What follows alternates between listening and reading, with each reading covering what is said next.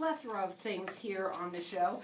My next guest has been with me several times, but now I can't wait to bring him on right now. I have with me Garland Shreves, and he is running for the Arizona State Senate Legislative District 27. Did I say it right? You did. You absolutely Welcome did. back to the show. You got to tell everybody a little bit about yourselves and what you're doing right now, because it's awesome. Listen up. Well, Carol, first, thank you for letting me back on your show, because I really like coming here, and I like the opportunity to share with people what I'm doing in my race. Sit up to the mic then. Can you hear this a little better? Much better. Go ahead. All right. Well, so what I want people to know is that the last time I was here, I spoke about crime, school choice, and criminal justice reform. Today, I want to talk to you about homelessness that's in the district, which is really rampant. If they drive around in the downtown area, they can see, tent cities of homelessness, and it's having an effect on the businesses there, as well as we need to do something that's going to be a long-term fix. Now, you told me that you want people to go up on your website, which is garlandaz.com. It's actually garlandaz.com. So it's really easy for everybody to remember. Garlandaz.com. That's it. As in Judy, as in around the Christmas tree, spelt exactly the same way. And so you want them to go up there to kind of, what have you got up there that you want them to see? Well, I want them to see, one, my story, and I want them to know that I'm a Southsider, not an outsider. I was born and raised in South Phoenix. I'm the youngest of 9 children. I grew up in poverty, and I feel extremely blessed to have had the life I have had. And so that's one of the reasons I'm running. I want to return something back to the community where I was born and raised, and that's South Phoenix. My district encompasses Guadalupe, South Phoenix, Levine, and part of the Salt River Indian Reservation. And so my candidacy is really going to be about the issues that affect the daily lives of people in the district. And it's also about bettering the community. It's Absolutely. really what it's all about. Absolutely. So now, today you said you want to talk a little bit about the homeless and that district and what's going on there. Listen, this district is very large, and it stretches in one little piece from McDowell all the way south, and it kind of just branches out from the downtown area towards Guadalupe to the east, and to the Salt River Indian Reservation, the brand new 202 freeway to the west, and then south to the mountain. What people don't realize is that we have literally hundreds, if not thousands, of people that are camping all over our city, and in particular in the district that I wish to represent, that need some assistance. But at the same time, there are businesses that are being negatively impacted in those areas that need the rest of the community to come forward and help them resolve this issue, because it's really being borne by just a few businesses for the most part. Do you feel like it's just getting worse, especially right now? I don't know that it's any worse. I think there's always been an issue of homelessness, and I think we need to have a plan that's going to address it long term. And so in this cycle, in this election cycle early on, you're going to hear me talk about issues, but as we move through the cycle, I want to talk about solutions. So I have some solutions I want to propose, and I'll be talking about those solutions in the coming weeks, and hopefully it'll be here on your show. And you also wanted to talk about child safety as well. That's right. I want to talk about the Department of Child Safety. It's been renamed, it's been revamped, and there's always been a lot of issues with the foster care system here in Arizona. But first and foremost, right now, Carol, I want to look out at the camera. I want to say to a friend of mine who's watching that I just made friendship with in the district, who's a foster parent. She's advocating for foster parents. I want to thank her. I want to thank you for being a foster parent.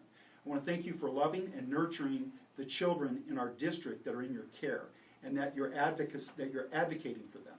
The sad reality is, Carol, that foster parents are made to feel that they cannot speak out. They oftentimes are mandated by the department not to speak or complain about deficiencies that they see, whether it's about the care the child is getting or how other foster parents are being negatively treated. So social media is filled with foster parents complaining. And right now the department is losing more foster parents each month than are actually coming into the system.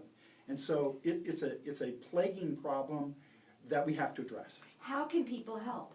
Well, I think that one of the things is by my talking about it and by voting for me, hopefully on November 3rd, I will propose some legislation that will attempt to try to fix it. And one of the things is that foster parents need to have the ability to speak up about the problems. They cannot continue to be repressed to keep things quiet and silent. That is not a good way to resolve issues. They probably know more than anyone.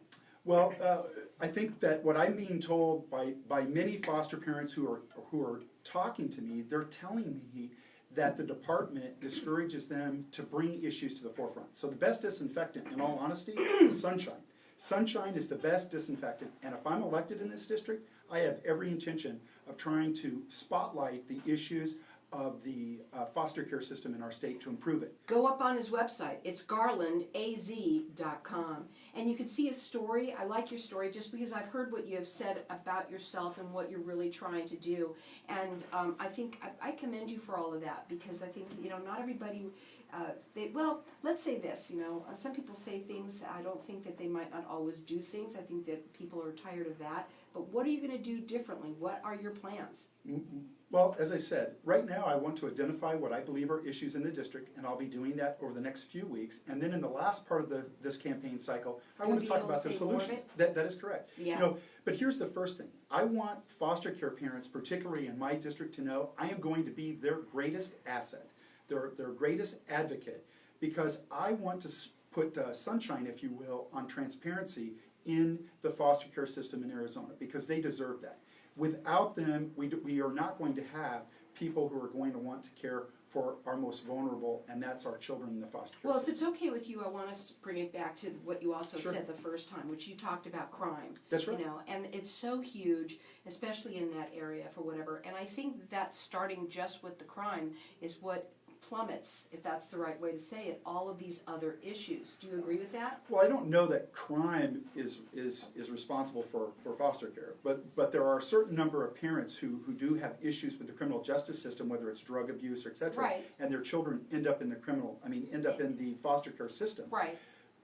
The issues involving foster care are enormous, and right now, foster parents are not allowed to speak about those deficiencies. I want to be able to allow foster parents to legally have the right to point out the deficiencies, whether it's to create another entity to be able to allow them to come forward and identify them. They need to be able to do that without fear or threat of having the children yanked from their homes. Well, you're saying that a lot of the parents, the foster parents, are leaving the system because of all of this. Absolutely. They're losing more foster care homes each month right now in the state of Arizona in the last 8 months than they get each month. So eventually there's going to be a bigger crisis than we already have.